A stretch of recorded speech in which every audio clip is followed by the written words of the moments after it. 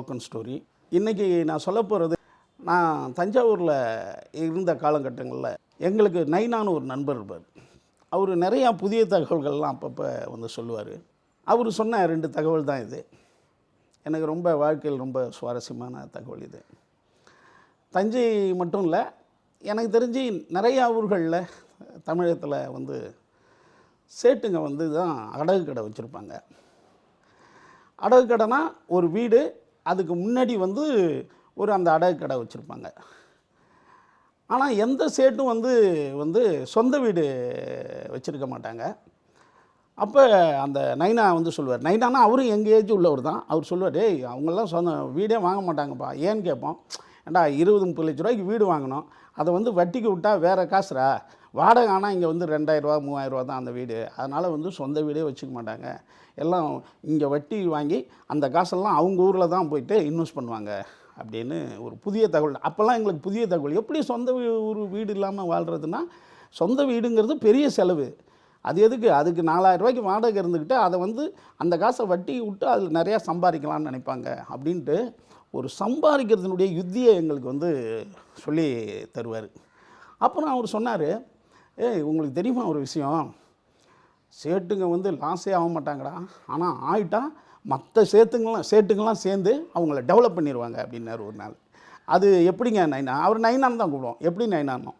ஒன்றும் இல்லைடா, இப்போ ஒரு சேட்டு வந்து ஊதாரி தினமாக இருந்து அவன் வந்து லாஸ் ஆகிட்டான்னா, இப்போ வந்து மற்ற சேட்டுங்கெல்லாம் சேர்ந்து பேசுவாங்க, இவன் வந்து ரொம்ப ஏழை ஆகிட்டான் ஊதாரியாக இருந்து, அவனை நம்ம விட்டுறக்கூடாது, அதனால் நம்மளுடைய அமைப்பெல்லாம் சேர்ந்து அவனுக்கு உதவி பண்ணணும் அப்படின்னு பேசி அவன் வீட்டுக்கு வந்து சொல்லுவாங்களாம்.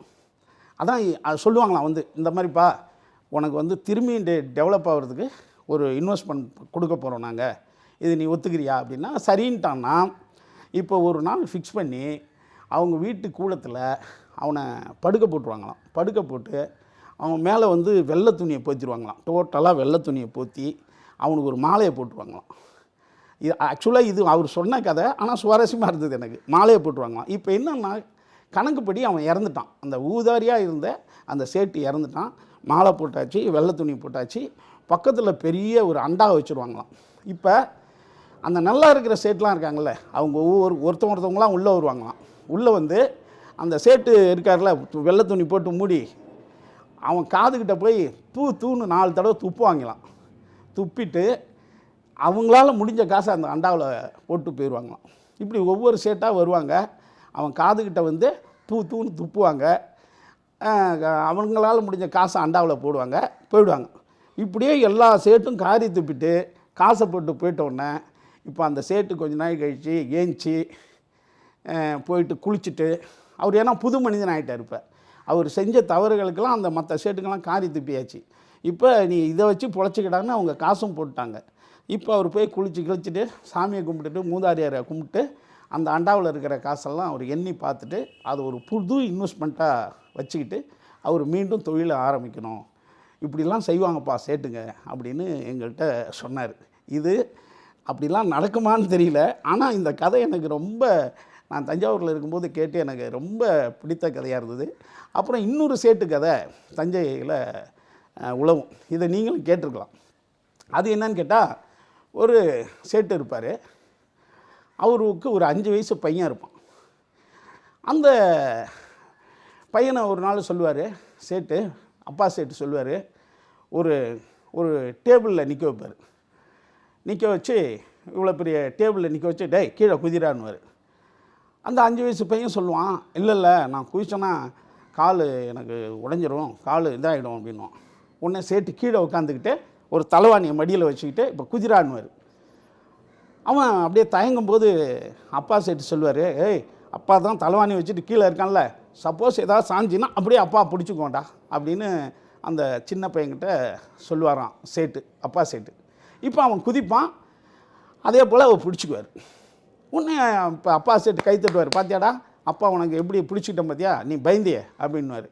இப்போ அடுத்தது ஒரு பீரோ மாதிரி அதை விட உயரமான ஒரு இடத்துல அந்த சின்ன பையனை நிற்க வச்சு அப்பா சேட்டு கீழே இருந்து இப்போ குதிரான்னுவார்.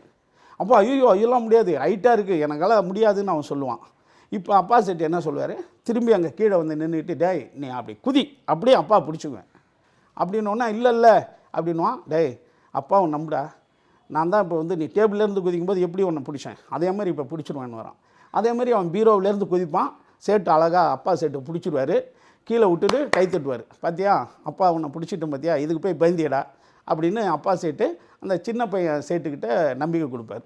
இப்போ அதை விட ஒரு ஹைட்டான இடம், ஒரு ஸ்லாப் இருக்குதுன்னு வச்சுங்களேன், அதில் நிற்க வச்சுடுவார் பையனை. நிற்க வச்சு இப்போ குதின்னு வரான். இப்போ அவன் அதே போல் ஐயோ ரொம்ப ஹைட்டாக இருக்குது, நீ மிஸ் பண்ணிட்டீன்னா அவ்வளோதான் அப்படின்னா. அப்பா எப்படா மிஸ் பண்ணுவேன், நீ என் புள்ள, உன்னை விட்டுருவேண்ணா நான், நீ குதிரா நான் பிடிச்சிக்கோண்டா அப்படின்ட்டு சொல்லுவாரான். அதே மாதிரி பையன் குதிப்பான். டபால்னு அப்பா சேட்டு நவுந்துடணும் கீழே ஐயோ என் கால் வலிக்குதே அப்படின்னு கற்றுனா அவங்க அம்மா வருவாங்க உள்ளேருந்து. என்னாச்சு? இப்போ அந்த சின்ன பையன் சொல்லுவானா அந்த சேட்டு அம்மாட்ட, அம்மா அப்பா என்ன மேலேருந்து குதிக்க சொல்லி நவுந்துட்டாருமா, நீ ஏன்டா குதிச்ச அப்படின்னா, இல்லை டேபிள்லேருந்து குதிக்கும்போது என்னை காப்பாற்றிட்டாரு, பட் பீரோ மேலேருந்து குதிக்கும்போது காப்பாற்றிட்டாரு, இப்போ ஸ்லாப்லேருந்து குதிக்கும்போது என்னை காப்பாற்றணும்னு பார்த்தா நவுந்துட்டாருமா அப்படின்னோடனே, ஏங்க இப்படிலாம் பண்ணீங்கன்னொடனே, சும்மாரி இதுதான் அவனுக்கு நான் கொடுக்குற முதல் பாடம். பாத்தியாடா அப்பா சில டைமில் காப்பாற்றுவேன், எல்லா டைம்லேயும் அப்பா உன்னை காப்பாற்ற மாட்டேன், அதனால் நீ அப்பாவை கூட நம்பக்கூடாது உன் வாழ்க்கையில் அப்படின்ற பாடத்தை கொடுத்துருக்கண்டி, அதான் நான் கொடுக்குற முதல் பாடம் அப்படின்னு சேட்டு சொல்லி தருவாங்கப்பா அப்படின்னு அந்த நைனா எங்களுக்கு சேட்டுகளை பற்றி இப்படி ஒரு கதை சொன்னார். இதில் என்னென்னா ஒவ்வொரு விஷயமும் ஒரு சுவாரஸ்யம். இந்த மாதிரி கதைகள் நீங்கள் நிறையா கேட்டிருக்கலாம். ஆனால் இந்த கதைகள் மூலமாக நான் தெரிஞ்சுக்கிட்டு, இந்த 2 கதைகள் மூலமாக நான் தெரிஞ்சுக்கிறது என்னென்னா, ஒன்று, நாம் வந்து எந்த சூழ்நிலையிலும் ஊதாரியாக இருந்து மிஸ் ஆகிட்டோம்னா நம்மளை நிறைய பேர் காரி துப்புவாங்க.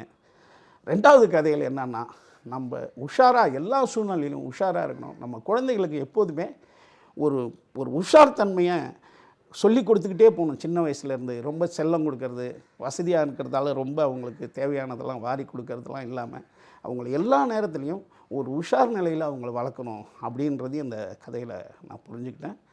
இது உங்களுக்கும் பிடிக்கும்னு நினைக்கிறேன். நன்றி, வணக்கம்.